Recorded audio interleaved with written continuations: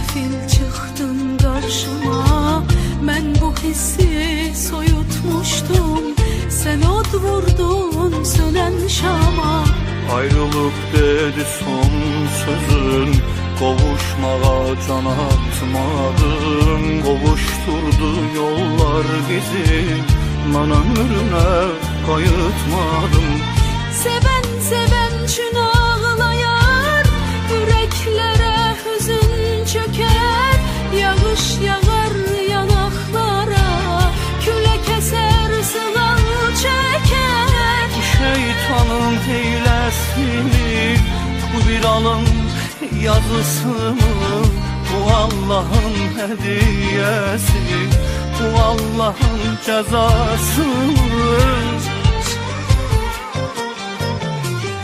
Öten günlere baktım, nağıl imiş o baktım.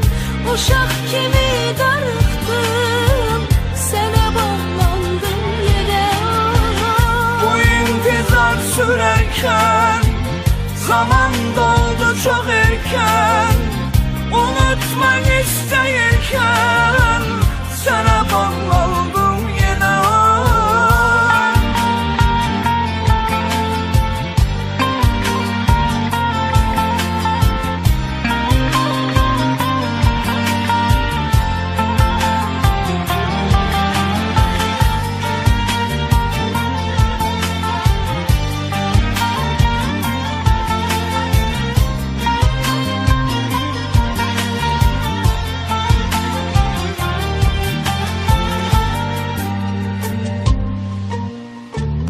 Tek dolaştım küçelerde, gözüm yolda kalmadı. Daha sana bu yerlerde okşamayan kız kalmadı. Ele bildim bundan bele, yüzünü görmerem daha. Gel bek bek tutak el ele, seni itirmerem daha. Seven seven şun ağlayar, yüreklere hüzün çeker. Yağış yağar yanaklara, küle yeter sığal çeker. Bu şeytanın hilesi mi? Bu bir alın yazısı mı? Bu Allah'ın hediyesi, bu Allah'ın cezası mı? Öten günlere baktım, nağıl demiş o baktım.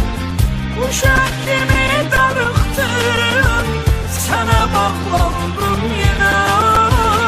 Bu intizar sürerken, zaman doldu çok erken. Unutmak isterken, sana bağlandım yine. Bu intizar sürerken, zaman doldu çok erken.